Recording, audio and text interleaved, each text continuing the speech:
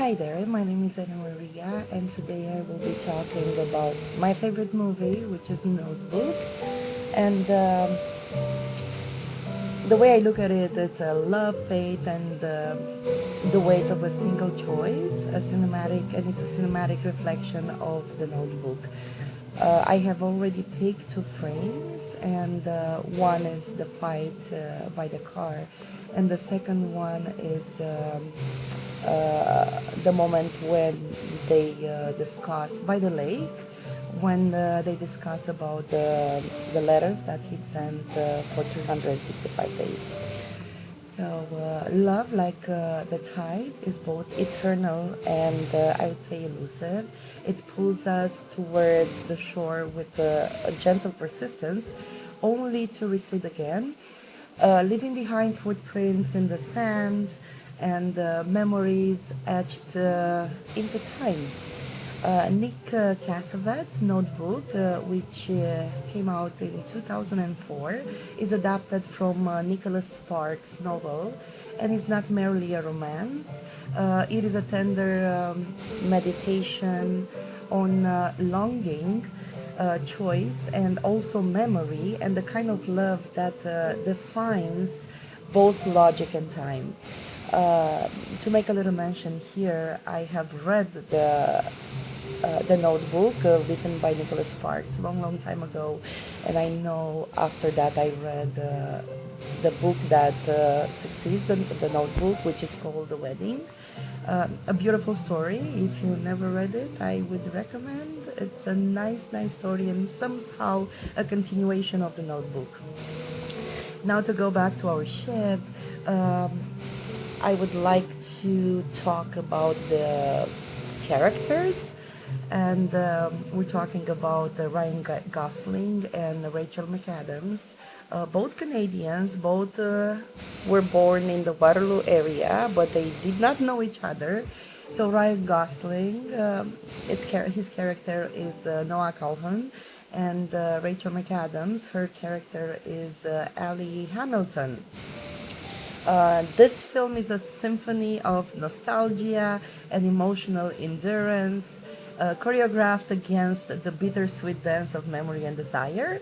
And set in the American South in the early, I would say, 1940s, the story follows Noah and Ellie, two people from different worlds, whose love blooms one summer but is tested by divides and wartime separation, and also a lot of social expectations mm, based on that era, right? Framed by the older Noah reading their story to Ali, now struggling with dementia, the narrative bridges past and present, reminding us that love is not a simple, fleeting feeling, but a promise which is made over and over again. Among the many emotionally resonant scenes in Notebook, two moments stand out as the cinematic pillars of the film's emotional architecture, if I can call it that. And the car fight scene is one where love is tested by fear and pride, and the boat scene where love resurfaces, relentless and pure. These two frames do not merely describe romantic conflict and reconciliation, they encapsulate the themes of faith and memory and autonomy and enduring emotional truth in the end. The frame one that I will talk about is the card fight scene and the breaking point, right? The first frame is set in a soft, almost haze of southern twilight. The sun is setting, casting golden tones across their faces and across the road where the scene is taking place, where Noah and Ellie's emotions definitely reach their peak. Their fight outside the car is not solely a disagreement, but I would call it a reckoning with their deepest insecurities. Love here is not easy nor safe. It is fragile and it's also loud. and charged with desperation. In terms of mise en scene, every element works in harmony to portray mm, emotional unraveling. We can discuss about the setting, and it's an empty, dusky road which offers solitude, isolating them from the world that offers tears. Often tears them apart. And the costumes, if I approach the costumes, Ellie wears a vintage summer dress, those beautiful dresses that they don't cease to amaze me to this day. And it is like soft and flowing. You can almost feel the fabric just by looking at it. And contrasting, Noah is more rugged and working class attire, and there we can see the social class difference just by the way they're dressed, right? And the difference between them speaks volumes at the end of the day. And if we approach the lighting, the golden hour glow symbolizes warmth and hope, even as the couple teeters on the edge of separation. The props, the car, it's a recurring symbol of mobility, but also entrapment, and it serves both as a literal and maybe metaphorical vehicle of their journey. The staging, Ellie often turns away from Noah. Her body speaks before her mouth does. Like it's a lot of body language. It's not just her voice, it's also looking at her body language. We understand the tones from it, right? Her reluctance is definitely palpable at this point. The movement, their gestures are growing more frantic as the whole argument unravels, right? And it's mimicking the crescendo of their emotions, their acting styles. I would say that Gosling's performance is open and vulnerable, and Rachel's is fury and conflicted all the time. Their chemistry ignites that specific scene. The makeup and the hair, Ali's is she has a polished appearance throughout the movie, but in the scene also her appearance is very polished and clashes with her emotional distress, because while she looks like a very well composed person, the emotions and everything it's a paradox that she creates there. And it shows how tightly she clings to social expectations at the end of the day. And the absence of a background music in that specific scene amplifies the realism. Only their voices are breaking with emotion and they're filling the air. So I believe at that point we do not even need such a background music, because their words and their body language speaks volumes, right? The framing, we can talk about the tight camera shots, which confines them. There's a visual echo of how trapped they feel by the circumstances. With the color, the earthy, sun-drenched hues create such a nostalgic and warmth, and it underscores the pain of what might be lost at that point. The camera angle, it's often eye level, and it keeps us close, intimate, implicated in their pain. The depth is the shallow of the depth of the field blurs and the back in the background, and it's ensuring that I would say our eyesight remains locked on their expressions. Um, and if I can talk about the symbolism, every detail here suggests that love, no matter how deep, is always a choice. And sometimes choices like they are making, they hurt tremendously. This scene relates profoundly with the film's central theme, right? It's love is not merely an emotion, but also an act of courage, and to stay, to fight, to choose to be vulnerable. These are not easy choices ever. In the space between their words and silences, we see love is not slipping away, but begging in a way to be chosen over again. The second frame, well, time has passed. The lovers have aged in soul, if not in the body as well, as they sit in a small boat gliding through a quiet lake. And there's a difference there. I remember in the book, they are talking about swans, a lake full of swans. And in the movie, it's a little bit different. Um, I would say the weight of all that was kindly unsaid, that was unsaid, is crushes down. It crushes down around them, just as the skies open up, because this terrible rain is approaching, and you can see there's a storm within them, their souls, that it's approaching to, in accordance with the weather. So. If we talk about the setting, it's a tranquil lake surrounded by nature, um, in full bloom, provides momentary word of peace and reflection. And if I can get off a little bit of script, I can say that it was filmed in a in cold weather, and actually they started filming it.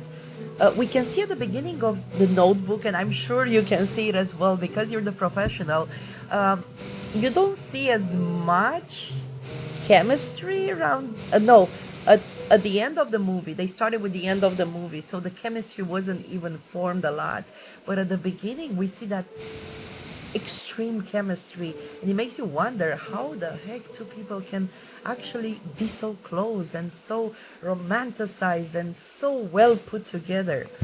um, if we talk about the scene and the costume and what they were wearing, Ali is clad in pastels, and she has that uh, blue, baby blue dress. It's brilliant. They're brilliant at setting the scene, and it's softening her appearance and it's hiding her vulnerability. Noah's is subdued color suggests, I would say, patience and therefore maybe longing at this point. The lightning is diffuse and gray. Neither night nor day, some sort of light, that a perfect metaphor, I would say, for their emotional limbo. The props, approaching the props, I would say the boat becomes a cradle of memory, floating on water, heavy with time, and the staging, as they sit side by side, initially distant by uncertainty, they are drawn closer and closer by revelation. The movement, as the rain begins, Ali's body softens, her barriers are slowly crumbling. She turns toward Noah, and not just with her body, but with her heart. Her heart is open. She wants to know, she wants to learn what has happened, why, right? So that makes us go into the acting style. Like every line is whispered with the weight of 1,000 unspoken words and 1,000 unspoken truths, if you may well understand that. Their eyes tell us that exactly what their mouths cannot. Like the looks, the way they look at each other, it's so drowning. It's insatiable. Um, the makeup and the hair, they're wet from the storm. They look vulnerable and real, and only their emotions remain. And it's so beautiful when you see in the cinematography this raw, like it's almost like palpable. It's like, oh, I've been there, or I can see myself there, because in reality we don't look beautiful and sexy and in the rain. We mostly look like a little bit kind of dumb.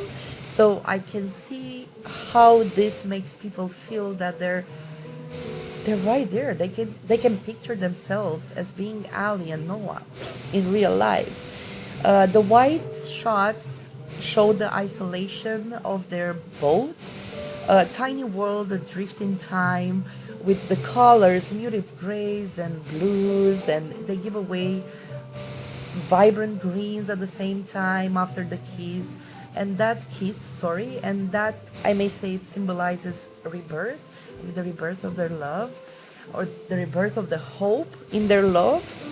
The camera angle is slowly moving from wide to close. The lens mirror their emotional journey from distance to intimacy again. And I will talk about the space. The physical distance collapses as they embrace. Love, once hesitant, now demands no permission. Talking about the symbolism, rain is more than weather, okay? It is cleansing, it is forgiving, it is, in its fall, love rises. So this frame offers us an answer to the question posed by the car scene. Yes, love, it is indeed difficult. Yes, love hurts, but it is also the most beautiful act of faith between two people. And Noah's revelation that he wrote every day for a year, and I remember, like, I hear his words, I wrote you every day for 365 days. That's not just a plot twist, it is indeed a resurrection. Concluding, we can think, in conclusion, we can think that the heart remembers, right? In the end, the notebook reminds us that love is a decision repeated endlessly through time. It is not born perfect, but made perfect through persistence. And though the juxtaposition of these two scenes, the car fight and the boat reunion, we come to understand that love exists not in the grand gestures alone, but in the willingness to choose someone over and over again. And even in silence, even in the strong storm, right? And these two frames, I believe, examined through the lens of mise-en-scene, offer more than just visual beauty. They tell a story of love's resilience, if you may wish, even though these days we consider that resilience is not a form of oppression. But without that resilience, Noah and Ali cannot just be Noah and Ali. They would be just two normal people, and they symbolize more than that. Um, they prove in this movie that love, like memory, may falter, but it never disappears. It lingers, waiting patiently, like a letter unopened, like one of those letters unopened by Ali because she didn't have the chance because her mom took them away. It is like a kiss in the rain, because love, like the tide, always finds its way back to the shore. I hope this was a good. I don't know. I tried to do a video because I've never done this in my life, and I think it's because it's my favorite movie. I realize, like, I have such a deep connection with it, and because I have read the book in the past, and we know that oftentimes books are so much more brilliant than a movie. But I realized that Cassavetes actually made the book into a visual book at the end of the day, not just a movie, because you feel the same emotions like when you read. When you read, you can imagine. But and Nicholas Sparks is brilliant when it comes to, he's a guy, but the way he writes is just not just brilliant, but also it soothes your soul regardless of any book that he wrote. Um, yeah, I think with this I might end my little video, and it was a pleasure to have you as a professor. I wish we had a chance to actually meet in person, or maybe synchronous sometimes. And I appreciate all your patience that you have shown me throughout the semester, especially when I have dealt with so much.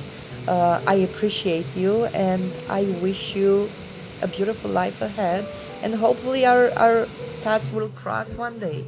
Thank you so much.